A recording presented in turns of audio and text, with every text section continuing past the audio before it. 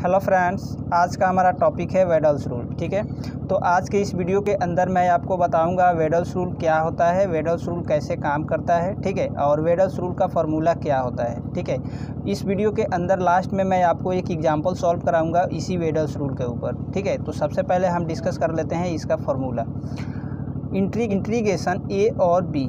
ठीक है, ए की वैल्यू हमारा ये जो होता है लोअर लिमिट होता है, बी होता है हमारा अपर लिमिट। ठीक है, ए को हम x0 भी बोलते हैं, बी को हम xn भी बोलते हैं। ठीक है, function of x into D x, ये यहाँ पर हमारा कोई फंक्शन होता है। ठीक है, 3/10।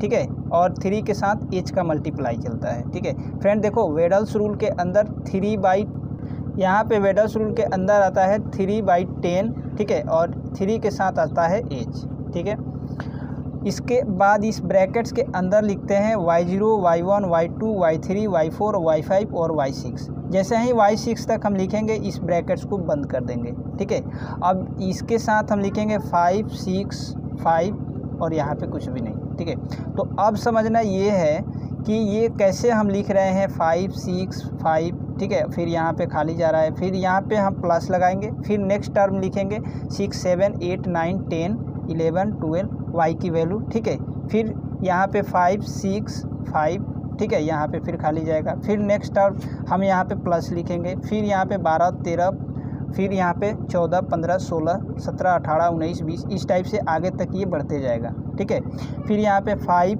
6, फिर ये छोड़ेंगे, फिर अगला जो आएगा उस पर हम लगाएंगे 5। ठीक है, तो मैं आपको इस वीडियो में अब बता रहा हूँ कि कैसे कहाँ पे ये 5 लग रहा है, कहाँ पे ये 6 लग रहा है। ठीक है, और ये 5 और 6 क्या है। ठीक है, तो फ्रेंड देखो, ये जो 5 और 6 है ये फार्मूला के अंदर डिफ़ॉल्ट वैल्यू है, इसको आपको लिखना ही लिखना है। अब मैं इसका यूज बता देता हूँ कि कैसे ये 5 और 6 लग रहा है। ठीक है, सबसे पहले आपको फर्स्ट टर्म से स्टार्ट करना है, यहाँ पे खाली छोड़ना है, नेक्स्ट टर्म पे लगा देना है 5। ठीक है, फिर बीच में एक टर्म खाली छोड़ना है, फिर जो अगला टर्म आएगा ना, तो यहाँ पे 5 लगाए हो तो अब यहाँ पे इसके साथ 6 लगा देना। ठीक है, फिर अगला टर्म खाली छोड़ना, फिर जो नेक्स्ट अगला टर्म आएगा तो देखो अब यहाँ पे आपने 6 लगाया था ना, तो फिर अगला टर्म पे 5 लगा देना। ठीक है, जैसे आपने यहाँ पे 5 लगाएगा, फिर आपने जो अगला टर्म आएगा वहाँ पे आपको खाली छोड़ना है। ठीक है, अब देखो ये जो ब्रैकेट्स बंद हो रहा है ना, ये जैसे ही यहाँ पे हम 6 तक पहुँचेंगे हमारा ब्रैकेट्स बंद हो जाएगा। ठीक है, क्यों बंद हो जाएगा? इसलिए ये बंद हो जाएगा क्योंकि हमारा जो वेडल्स रूल होता है ये 6 के मल्टीपल पे काम करता है। 6 के मल्टीपल दैट मीन्स कि हमारा जो n की वैल्यू है वह 6 होना चाहिए। जैसे n इक्वल टू या तो 6 होना चाहिए, ठीक है, या फिर 12 होना चाहिए, या फिर 12, 6, 18 होना चाहिए। इस टाइप से ये जो वेडल्स रूल होता है ना काम करता है। अगर मान लो 6 से कम है किसी क्वेश्चन में n की वैल्यू, तो फिर उस क्वेश्चन पे हम वेडल्स रूल नहीं लगा पाएंगे। ठीक है, या फिर मान लो अगर 6 हो गया तो फिर यहाँ पे मान लो 7 है। ठीक है, तो फिर 7 है, 8 है, तो फिर उस कंडीशन में हम वेडल्स रूल अप्लाई नहीं कर सकते हैं उस क्वेश्चन के ऊपर। हम क्वेश्चन के ऊपर तभी वेडल्स रूल अप्लाई करेंगे जब हमारा n की वैल्यू 6 मिले या फिर n की वैल्यू 12 मिले। ठीक है, बात समझ में आ रहा है? ओके, मतलब कि अगर n की वैल्यू 6 के मल्टीपल में है तो हम यहाँ पे वेडल्स रूल उस क्वेश्चन में लगाएंगे। अगर 6 के मल्टीपल में नहीं है तो हम वेडल्स रूल अप्लाई नहीं कर सकते हैं। ठीक है, तो जैसे यहाँ पे 6 तक आया फिर हमारा ब्रैकेट्स बंद हो जाएगा। फिर अब देखो ये जो है हमारा, फिर यहाँ से y6 फिर स्टार्ट होगा। देखो अब यहाँ पे जैसे y6 पे बंद हुआ था ना, फिर हमारा ब्रैकेट, और फिर यहाँ से नेक्स्ट जो हमारा ब्रैकेट से स्टार्ट होगा ना एलिमेंट्स, y6 से ही स्टार्ट होगा। ठीक है, y6, y7, y8, y9, y10, y11 और y12। फिर जैसे हमारा 12 तक जाएगा, यानी देखो यहाँ पे 6 था, अब 6 और 6 कितना हो गया 12, मतलब कि 6 का मल्टीपल पे चल रहा है। जैसे ही 12 तक हम पहुँचेंगे फिर यहाँ पे हमारा ब्रैकेट्स बंद हो जाएगा।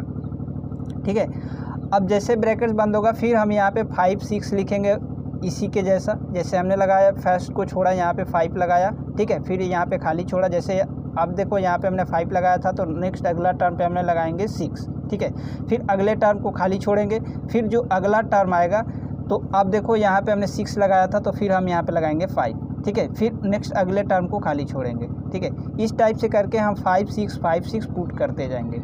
ठीक है, फिर यहाँ पे प्लस लगाएंगे, फिर यहाँ पे y12 y13 फिर y14 y15 y16 dash dash dash करके इनफाइनाइट। ठीक है, तो ये जो फार्मूला है आगे की तरफ ये बढ़ते जाता है। ठीक है, तो इस फार्मूले को आप इतना याद नहीं कर सकते हैं कि ये फार्मूला कितना लंबा है। ठीक है, लेकिन आपको अकॉर्डिंग टू डेटा आपको फार्मूला बनाना है। ठीक है, मान लो कि आपके क्वेश्चन के अंदर एन की वैल्यू अगर 6 है, ठीक है, तो आप सिर्फ फार्मूला बनाएंगे यहाँ तक।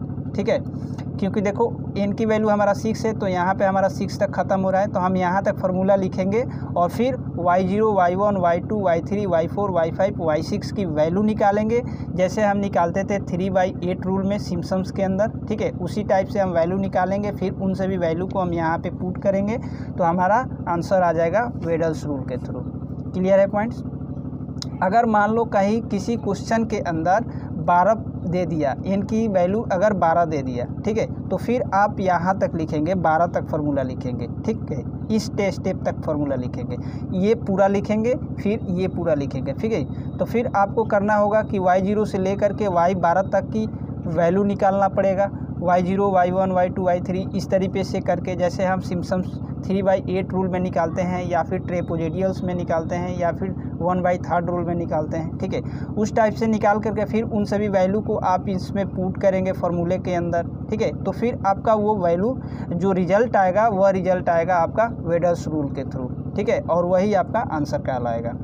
ठीक है, तो ये समझ में आया कि वेडल्स रूल क्या होता है, वेडल्स रूल कैसे काम करता है। ठीक है, और वेडल्स रूल हम कैसे फार्मूला इसका हम बनाते हैं। ठीक है, और इसका फार्मूला कैसे बनता है। ठीक है, तो अकॉर्डिंग टू डेटा आपको फार्मूला बनाना है, आपको इन सभी फार्मूले को याद नहीं करना है। ठीक है, तो ये आपको राटा मारने की ज़रूरत नहीं है, आपको याद करना की ज़रूरत नहीं है, आप बस ट्रिक समझो, आप अपने अकॉर्डिंग जैसे जैसे डेटा दिया गया है आपके क्वेश्चन के अंदर वैसे वैसे आप फार्मूला बना लेना।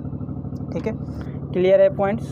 ओके फ्रेंड, इस वेडल्स रूल के अंदर एक और करके दूसरा फार्मूला भी होता है। ठीक है, मतलब कि अगर आप फर्स्ट फार्मूला को यूज नहीं करना चाहते हैं तो फिर आप इस फार्मूला को भी यूज करके आप अपने क्वेश्चन को सॉल्व कर सकते हो।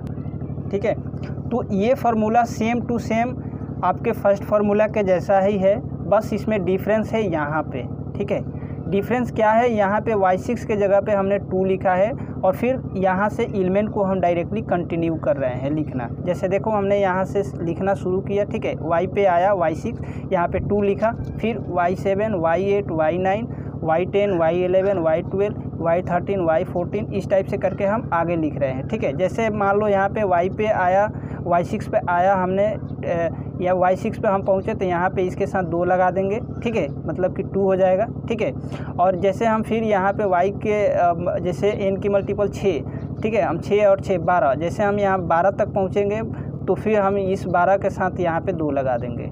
ठीक है, मतलब कि फिर यहाँ पे 2 लग जाएगा। फिर अगला जो हमारा 18 तक पहुँचेंगे जैसे हम, तो फिर वहाँ पे हम 2 लगाएंगे। तो सवाल उठता है कि फिर यहाँ पे हम 2 क्यों यूज कर रहे हैं, इसका रीज़न क्या है?